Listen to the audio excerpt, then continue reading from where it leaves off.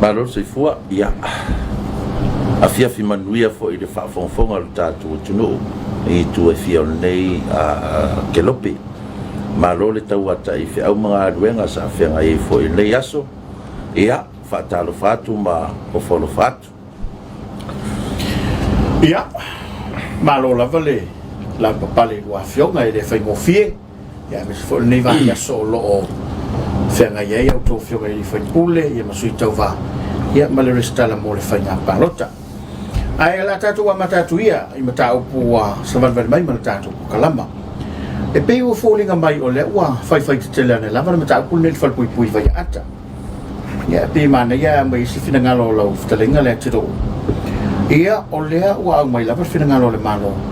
e pe ia mana tu ma wo lunga le ia to sefe le tupe ala se mata wala o fionga ia mai se o nai tangata ia tu tono le fal pui o e o tau salaina po wa ve mapango o le ase fina ngalo lo fionga la leva ia paftai o le o umana mai pati kile ele pati del malo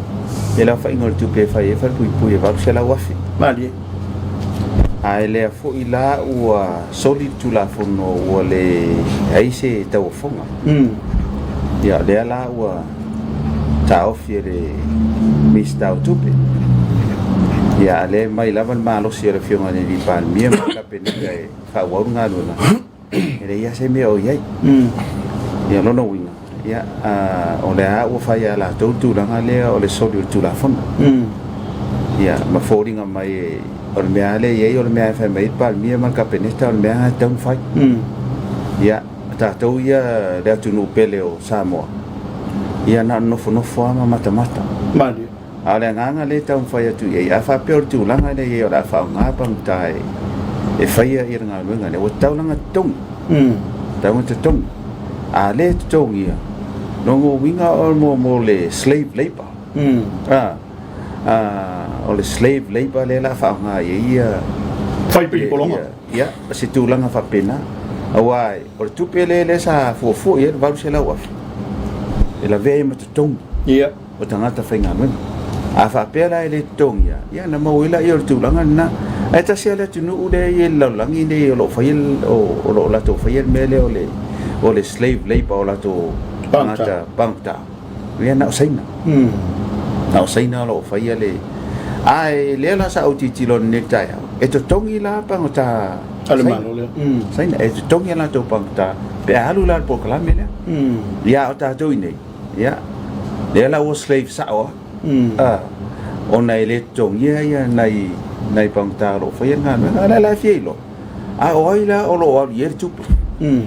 be fa pe ole fo wa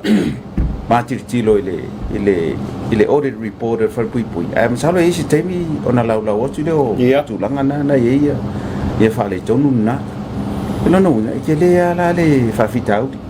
ele fa fitau o le whawhitau di mua wa pule tu e tasia pule ala tau o le toi mana o toi sui le mea o le toi mana o toi ai ono whapeu se lo la tuwa ya a tonu o por se orva mal manatu ele mau manatu ele mau ya ole masalo manatu ana le olo ele le fingor pan mia mane mal maro te mine o mea ala te fai ele mau a fa pela o le mau le mea wa ni se mea o ye tonu o le tele mali al fara la ele ni se fa le o atu o no to la iti o la tu o ia ile ngai el malo le sa ia fionga ya o lo sa fa to tasia nga o ia le la o mato mai ma ke me mala o ia le la o matan tau fe so ni tu mata o de ia o le fion to fo isi vai ngai tu le la fa o la ia pe o se talia tu le fa tai o lo e so fa poponga ile le mea leo le whape mai se whele tupi ia raua talai manino ia talenga le tino o i tūlanga na ia o le mera o le se whele tupe le peona o mai ei le si fo i alofanga la ua alo iai whape se whele tupe le maalo ia e se la le mātou tilo mātou tilo le il me fo le fasa fu o le tamau ainga a ngai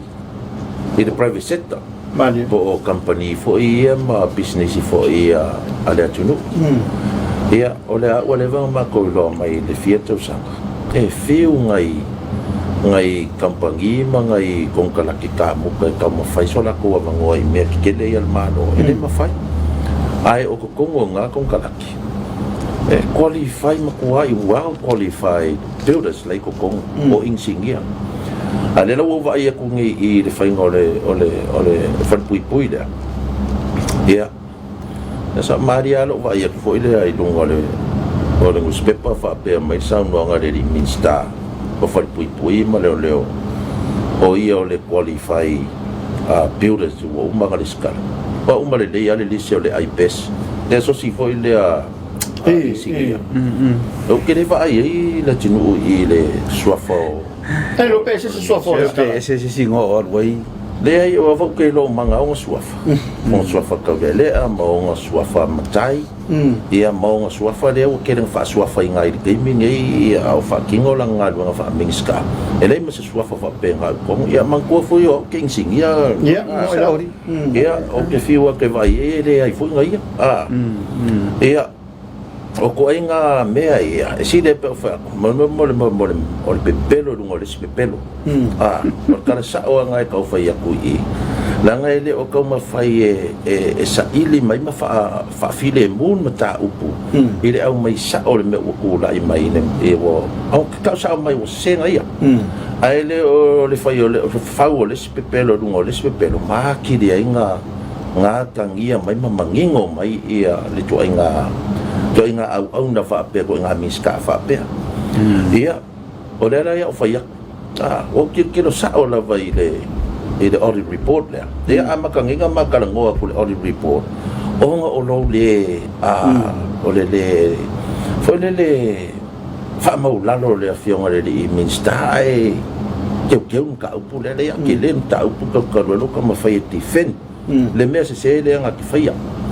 ia o material si e fai e fai pui ele pasia ele pasia la lo le o la nga va kuar fa tua nga ra insingia tato malo I o le MWTI ele pasia material solo fa nga e fa o ele fa pui le vai at io fa pui le vai at misia ngi me kuai o me kuai wa ele ai si me o ke le ropo ale ko la ia ma le malo losi o me fai ai e fua I meu fale e a fo e a fio ia ma ala lai ia nei pauta ia o le me la ke vai ai o le fai mai o ia qualify ia ko nga qualification ale nga ke mau e nga ke le si la fia le ko nga materials fa nga ile me ma le me o le ia ka mo ko lo nga me wa sa no mai o le faule fale I le me foi le low risk prison prisoners la ko fa pe po ka foi ale o te mana tua e se ta si o tamari I fo ta tu tu o le sa molia I molianga matuia ele lo kaina I ta faingat ai ave lo kaita I vaiat o le lo la lo ngala o kere mam la mai le e la fionga le minsta ia pole ale ko inga to fa o ia te ia me ra ngai o le oso fu kango I me le kango ai alunga ia e fa mai pa ma fa ton mai lunga ai nga lue ia mon me a fo le lo su me ma we me o le me o le me le pe o nga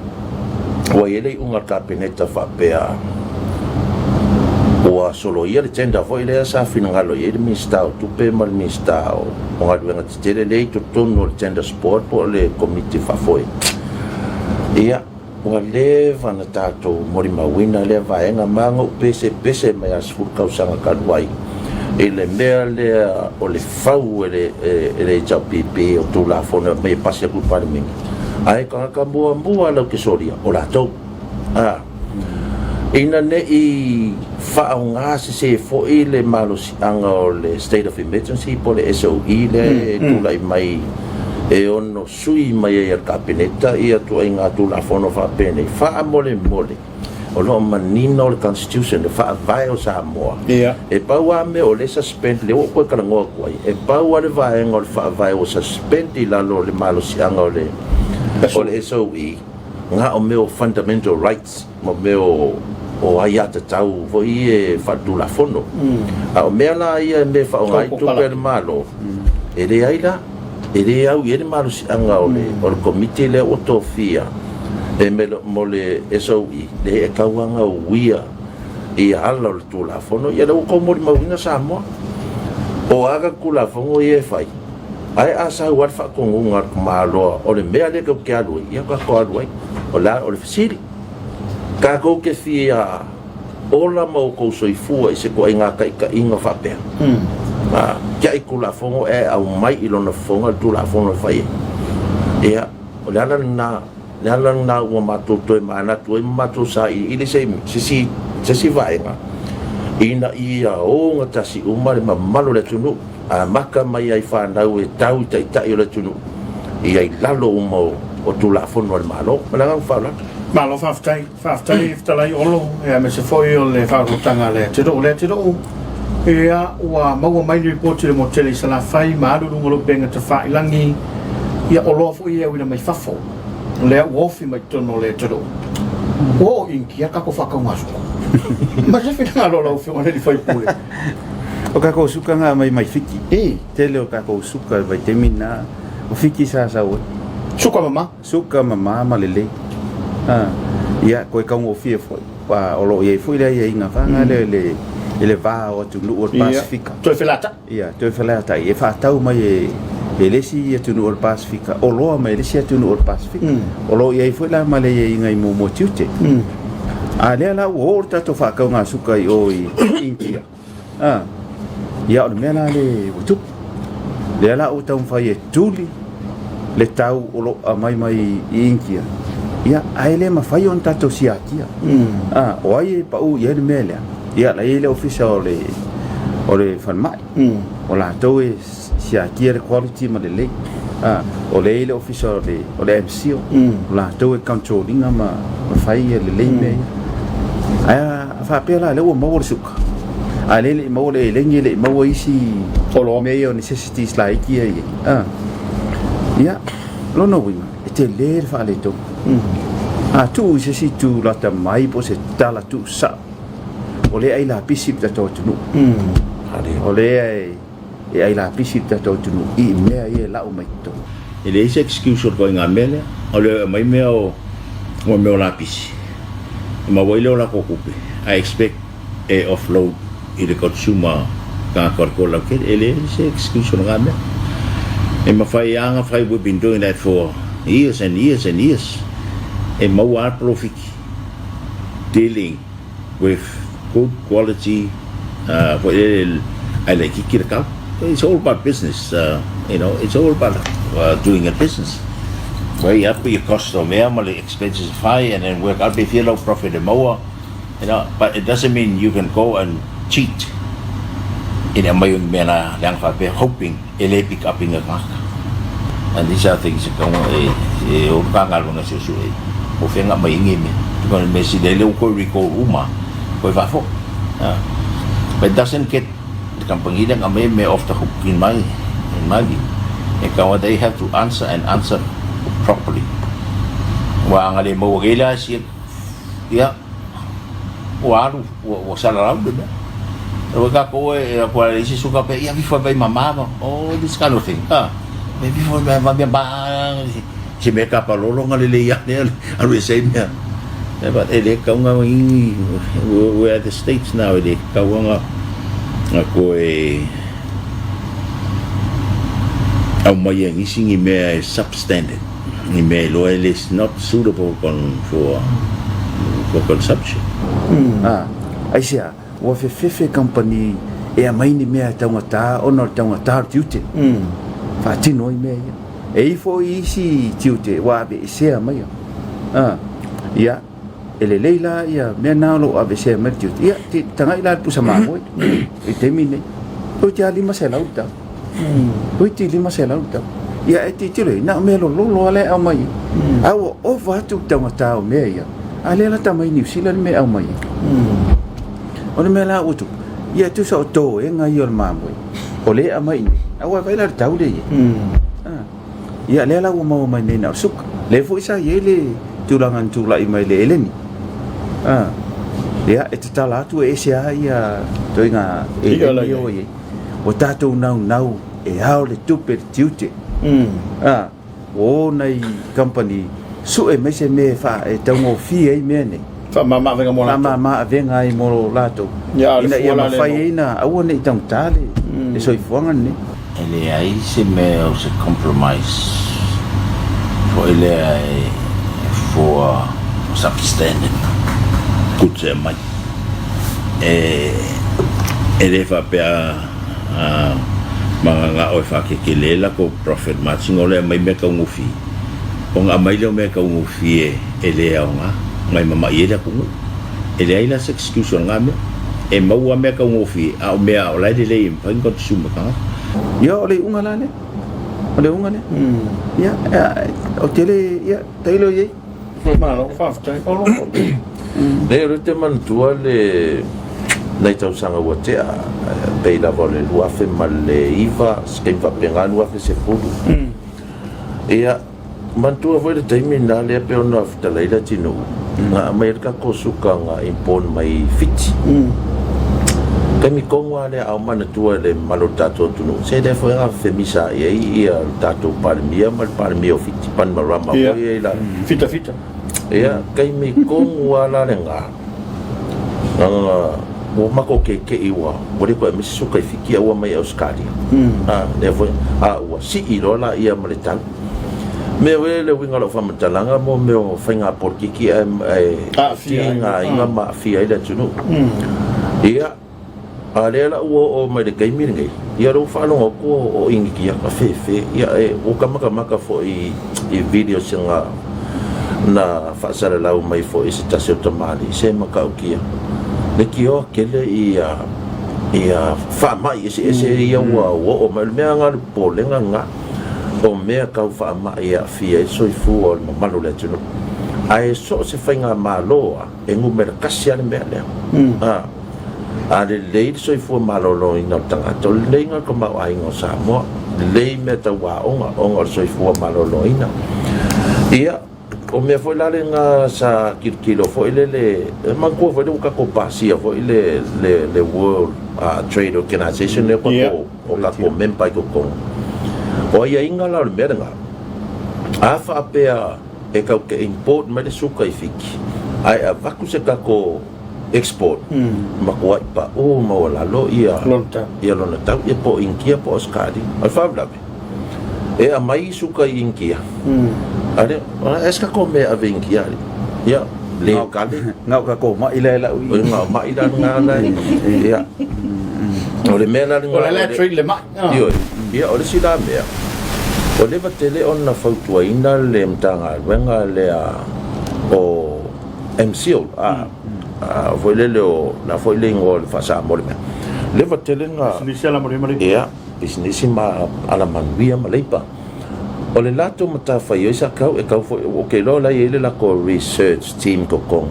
o la ko maka o la ko maka fai o le research nga ikua po ai ku ainga o lo e au mai tono sa mo le ala uka ko mawang e suka ia e le senga luenga o fai e le ai ma senga luenga o fai a o la ko kiu ke le o le kilo i mo meo o loa e fe kaui le mo Samoa e mai ar fai le kau ngofie fo le ma me e ku kupu mai ngi mai fo le ia ma fia ile tunu ke le o lo fo te le fo sala ngai ko ngol pan mingi ke le o lo e mau e ko ngo fo lo sai nga expire o me fo la na tau ona mata i tu le ia ai pe ia fo ia li e fio e fai akun mkanga nga pe fai pako so ai ole meia ole ko maka fai oi ole vaenga nga fa pe nga fo i mtanga nga so i fu malolo ina ia ale mele le ia nga mako fai aku wai mako ke kuwa ia lava mkanga nga ia lua pe a ia e maingi kulanga onga fa pe ma fa lo fa tai ia o le wa manino ia mai liulia a se ofisile to va mo le olo wale na mata mai sa vai po kala le wifi wale fa tele tu le tinu ola o fe mo fa il ka ko nga fa mo o le lo po ko ka u se wifi po se wifi o le menga le o le makua ia wafo ngi fenga malo o le wo tonu lava le taimi mo bia o studies a kamaki i lako wala kalaka suenga mga o mia la o le pe o le meanga sa fia ia nai faia o nga fo ile o ia akele le so soang ia kuia lako le finga o mea o nga tamiti o suenga fai o tausanga ia a o lea ua mae a foi ia le malo ia baka ofi ia o leo ke lo inga ele la ko la fongo foi le common sense law makua ile faonga o le lo le so ngo so ale ri pa mi mirror common sense no vengo le miska o ka ko common sense kai minge ko por kiki ko ungi meanga feo la ila o feo ngale di miska i communication ai fai de mele o ya mako sa va a ele fai ale mele ma ko fa ola i a wifi sa va o le un pa lo kai ai ma se pa lo kai su ele sa pipi ai ava pe ke fa ola va ya solea i nga mo le se ko rua po se ko lu mai le rus fu sa va ma fa lo that's so feeling alo why ya o le upu fai ngofia mele o loko le leve fia o le upu fa mafa o le loto le anga o le mela le utupu to inga mele fa pe wa loto le anga wa na le se me o fa ina le wifi le no titi lotu nei o sauli poti mai Australia e tolu se lau miliona le tupe na fa nga e Australia mo lato fa nau il fa la o nga fa nga me o le internet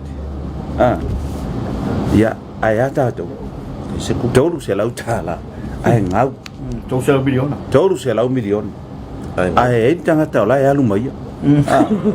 o le kele o kei po yang sauton le to mi tia tu to se lau miliona na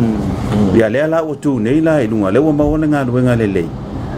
ola fua ma o lai fa nau ma fa ya onga me va pena eu foi lá e ekalesia ia a onga le ekalesia ia la me lo tu ia ana le mi stau so tai o ie tauna le lei so ni mal mi stau a onga ia fa la vela o fa tasi la o ile me ale tasi ia no no ia le la uta le wa ave mas company le sa faire ave ma pepa tu na mo mi mai ya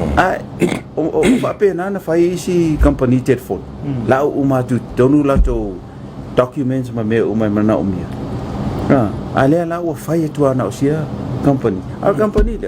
nei samo fa na o alom fa na o samo ai vai de fai man ko le tunu o ka malo le nga make ia kupu o ya mare ko se figo me la sa o make me pulele ike io ele ya nga ka ka nge suli mai a pulele ike o salenga i te mai la o make umai le ya ma se make se na o ma sangue ila nga solo mai lo ko make o la make le wai ai wa ngo fo le fionga le mista of so tainga ma ko fa fa ya inga le cha pipi se va ipe ale ki yer me de ia o la me se le wa fai ai ko tu nai pe la to fa o kwai o ile mai ko ngai pe le to fa ai ngo fo ngai ma fai fa pe that's a big mistake ale aka ko o fa nga palok malo fa ya ole le sila mata kum tau tia le tule mene pe ya for mali lo sa no e asal fa iba ai le asal masalo le tau fion nei e fe malanga inga le so wi e ai le fa pe o ka ko pe ma kai ku le sami malo le male e ya la so ro fina ngalo wai ole la vai a feta to e va ama tulanga fa pena ele ono tupu sana tulanga fa vital motato sa ore le ale me le wa e fa CDI ona pe o le walu ka ko mafofo vale ai ka ke o kilo le lei i va ia fe o ila lo sami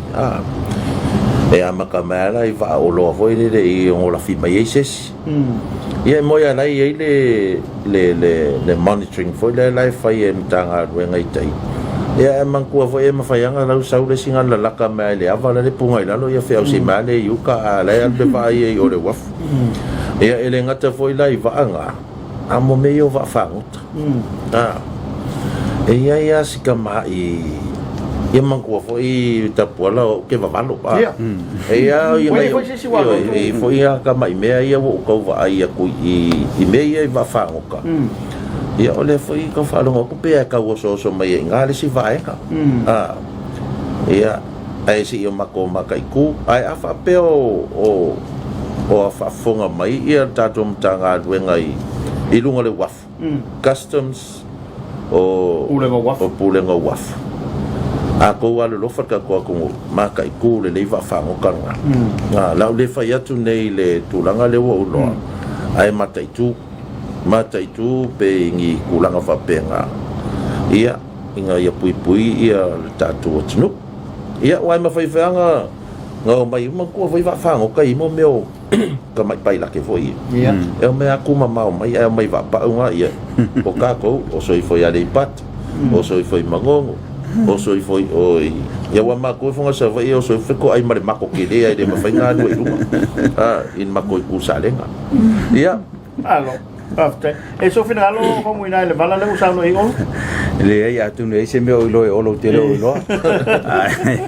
wa o ia le sa matematia ia ia after ole mta pu mo ia tatu amata tu ia ri ole wa failo mai ko sulu no le ngata ni ya salo pe po atu le sole ia wa lata ile sala mo tu kusu ile manga fa ri chapipi ia so anele malvang fa fa ile fast ia telefon wala lata limas fo ia pe ole tu mata wana limas utasi no for pan me ia pe ole wo mang malo mai chapipi fa solo ngo sui pe ora vai ku ile tulanga le we le skalanga Beia e lua ku unga yo ko vai ku ai. Or ku unga focus. Mar ku unga kurula. Wai e anga isi vai nga pe ka iva ka se furu yo kamalanga yo ku unga kurula. Or ku unga focus ya la ko or ku unga ngi mo apelila le lua felusu kasika ko. E sa elima su kasingo fo o pan. Ole yo un fo va ale focus ya. Ia e peila o le makikilo kuma latino e peia o le fua mai le ia au va o le fast i le lima sukas ia tofu tata man fo ko fu ka man ngo fo le o fa longo ku ye wa ka se me fo ngale nga ma o ma le skala i makeo ile va nga i ka usanga fo palo o ga ese ma nga ia le fe ku nga ingo o ia malako strategy lai sa e ko for ka kamalong fo malanga foi ia malanga foi ele mga umiangi au fasa vidi lunga le o le va ale ale o ki makil kilo ngi ile sale o le chapipi ia sanga le fa ngole singa va maka kilo kunga na lo wa ifa sul mongo no pese lau mo ia pe ova ko foi marcela o ia kunga o la kilo mala o make ele o makea ele chapipi ia le kupua le fai mai ele fast ele o makea ia le la o vai ko ngi wa iva se fo longo e ngofo le si sui lungo le si sui i ngofo e kasi no ngai mau ele sui ka fio le ai alo ele ia o le me o e ngoko le fa kasi le o le chapipi ia o falongo ku pe ia unga o ko e kalo le kapten i va pe ko fe punga la lois ela ko fe punga o le vanga ko le ngi da va le la pe fe punga pa maku ana pe fe punga i kai meu wa pa meu mari la i la tiro o le wa mai fina ngalo sama tal no morista mali ina e winga il mela ya sili mai tau mai homuina na so sila fiele Ele mele walu ni tu ngala wa te mini. Dela over Marcel au sui o le chapipi. Alana na tof limas fulu oto. Eu fato ia la el me an fai tu. Ai oso mata to ina. Ta ulunga ta ko la pa le pule. Ya to tu ta mai lesi vai.